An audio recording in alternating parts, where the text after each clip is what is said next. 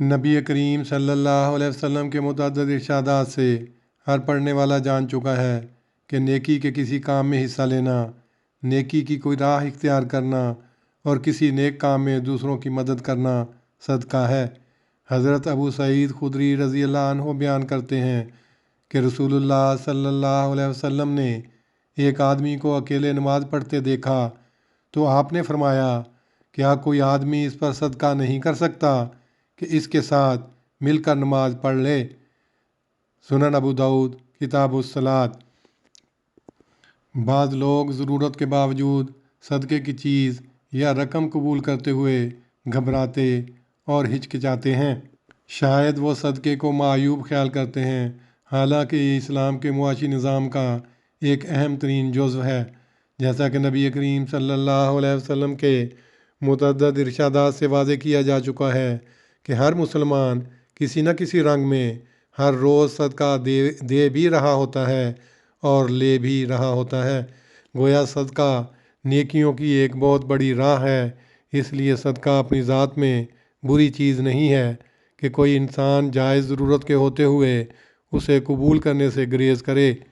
بریرہ نامی ایک خاتون نے حضرت عائشہ رضی اللہ عنہا کو گوشت تحفہ دیا۔ رسول اللہ صلی اللہ علیہ وسلم نے فرمایا، تم اس گوشت میں سے ہمارے لیے پکاتی؟ حضرت عائشہ نے کہا، وہ تو بریرہ کو صدقہ دیا گیا ہے۔ آپ نے فرمایا، وہ اس کے لیے صدقہ ہے اور ہمارے لیے ہدیہ ہے۔ صحیح مسلم۔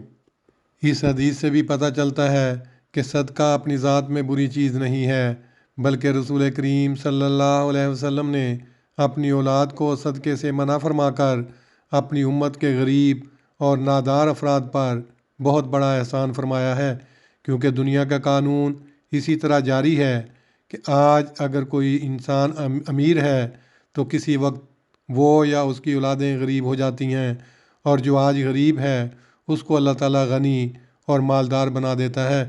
قدرت کے جاری کردہ اس نظام کو حضرت صلی اللہ علیہ وسلم بخوبی جانتے تھے کہ کسی وقت میری اولاد پر بھی غربت آ سکتی ہے، اس لیے اگر حضرت صلی اللہ علیہ وسلم اپنی اولاد کے لیے صدقات لینا پسند فرما لیتے تو امت کے اکثر افراد نے نبی کریم صلی اللہ علیہ وسلم سے بے پناہ محبت کی بنا پر صدقات دیتے وقت آپ کی نسل کے غریب افراد کو ترجیح دینی تھی، اور یوں امت کے بے شمار مستحق اور ضرورت مند اپنی ضرورتیں پوری کرنے سے محروم ہوتے رہتے۔ بس آپ صلی اللہ علیہ وسلم نے اپنی اولاد کو صدقات سے منع فرما کر اپنی امت کے غرباء پر بہت بڑا احسان فرمایا ہے۔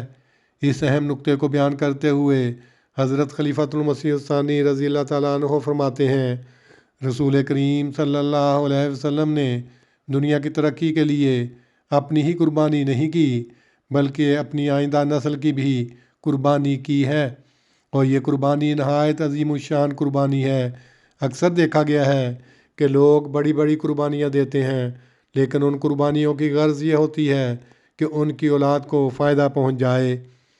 بس اولاد کی قربانی اکثر اوقات اپنی قربانی سے بھی شاندار ہوتی ہے۔ آپ نے اس قربانی کا بھی نہایت شاندار نمونہ دکھایا ہے۔ چنانچہ آپ نے حکم دیا ہے کہ صدقات کا مال میری اولاد کے لیے منع ہے۔ رسول کریم صلی اللہ علیہ وسلم جیسا دانا انسان اس امر کو خوب سمجھ سکتا تھا کہ زمانہ یکساں نہیں رہتا، میری اولاد پر بھی ایسا وقت آ سکتا ہے اور آئے گا کہ وہ لوگوں کی امداد کی محتاج ہوگی، لیکن باوجود اس کے آپ نے فرما دیا کہ میری اولاد کے لیے صدقہ منع ہے۔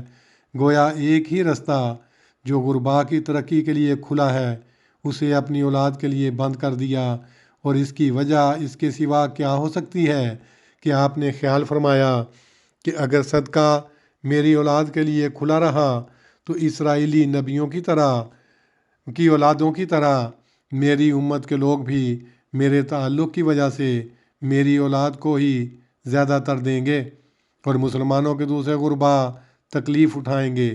بس آپ نے دوسرے مسلمان غرباء کو تکلیف سے بچانے کے لیے اپنی اولاد کو صدقے سے محروم کر دیا، اور گویا دوسرے مسلمانوں کی خاطر اپنی اولاد کو قربان کر دیا۔ یہ کس قدر قربانی ہے اور کیسی شاندار قربانی ہے۔ اگر مسلمان اس قربانی کی حقیقت کو سمجھیں تو سادات کو کبھی تندرست نہ رہنے دیں، کیونکہ اس طرح رسول کریم صلی اللہ علیہ وسلم نے دوسرے مسلمانوں کی خاطر اپنی اولاد کو قربان کیا ہے۔ مسلمانوں کا بھی فرض ہے کہ اس قربانی کے مقابلے میں ایک شاندار قربانی کریں اور جس دروازے کو صدقے کی شکل میں بند کیا گیا ہے اسے ہدیے کی شکل میں کھول دیں۔ دنیا کا محسن انوار العلوم۔ حضرت یوسف علیہ السلام کے بھائی جب آپ کے پاس آئے تو اس وقت انہوں نے جو مکالمہ آپ سے کیا اس کا ذکر کرتے ہوئے قرآن کریم نے فرمایا ہے، فَلَمَّا دَخَلُوا عَلَيْهِ قَالُوا يَا أَيُّهَا الْعَزِيزُ مَسَّنَّا وَأَهْلَنَا الضُّرُّ وَجِئْنَا بِبِضَاعَةٍ مُزْجَاةٍ فَأَوْفِ لَنَا الْكَيْلَ وَتَصَدَّقْ عَلَيْنَا إِنَّ اللَّهَ يَجْزِي الْمُتَصَدِّقِينَ۔ بس جب وہ اس کی جناب میں حاضر ہوئے تو انہوں نے کہا، اے صاحب اختیار، ہمیں اور ہمارے گھر والوں کو بہت تکلیف پہنچی ہے اور ہم تھوڑی سی پونجی لائے ہیں، بس ہمیں بھرپور تول عطا کر اور ہم پر صدقہ کر، یقیناً اللہ صدقہ خیرات کرنے والوں کو جزا دیتا ہے۔ اس آیت کریمہ سے بھی واضح ہے کہ کسی نبی کی اولاد کے لیے صدقات لینا کوئی معیوب امر نہیں ہے۔ بس امیروں کا فرض ہے کہ وہ اپنی ذمہ داری کو سمجھتے ہوئے کمزور اور ضرورت مند افراد کا بہت خیال رکھیں اور ان کے حقوق کی ادائیگی میں غفلت نہ برتیں۔ اسی طرح جو بھی صدقات دیں وہ احسان جتلانے کی غرض سے نہ ہوں، بلکہ صدقات صدق دل اور اخلاص سے دینے چاہئیں تاکہ وہ اللہ تعالیٰ کے حضور منظور و مقبول ہو جائیں۔ حضرت اقدس مسیح موعود علیہ السلام صدقات کی حقیقت بیان کرتے ہوئے فرماتے ہیں، اکثر لوگ غریبوں پر احسان کرتے ہیں اور احسان میں یہ ایک مخفی عیب ہے کہ احسان کرنے والا خیال کرتا ہے کہ میں نے احسان کیا ہے اور کم سے کم وہ اپنے احسان کے عوض میں شکریہ یا دعا چاہتا ہے، اور اگر کوئی ممنون منت اس کا مخالف ہو جائے تو اس کا نام احسان فراموش رکھتا ہے۔ بعض وقت اپنے احسان کی وجہ سے اس پر فوق الطاقت بوجھ ڈال دیتا ہے اور اپنا احسان اس کو یاد دلاتا ہے، جیسا کہ احسان کرنے والوں کو خدا تعالیٰ متنبہ کرنے کے لیے فرماتا ہے، لا تبطلوا صدقاتکم بالمن والعذا، یعنی اے احسان کرنے والو، اپنے صدقات کو جن کی صدق پر بنا چاہیے احسان یاد دلانے اور دکھ دینے کے ساتھ برباد مت کرو۔ یعنی صدقہ کا لفظ صدق سے مشتق ہے، بس اگر دل میں صدق اور اخلاص نہ رہے تو وہ صدقہ نہیں رہتا، بلکہ ایک ریاکاری کی حرکت ہو جاتا ہے۔ غرض احسان کرنے والے میں یہ ایک خامی ہوتی ہے کہ کبھی غصے میں آ کر اپنا احسان بھی یاد دلا دیتا ہے۔ اسی وجہ سے خدا تعالیٰ نے احسان کرنے والوں کو ڈرایا ہے۔ اسلامی اصول کی فلسفی۔ اللہ تعالیٰ سے دعا ہے کہ وہ ہمیں صدقات کے اصل مقصد اور مفہوم کو سمجھتے ہوئے نیکیوں کے ان وسیع مواقع سے بھرپور فائدہ اٹھانے کی توفیق عطا فرماتا رہے۔ آمین۔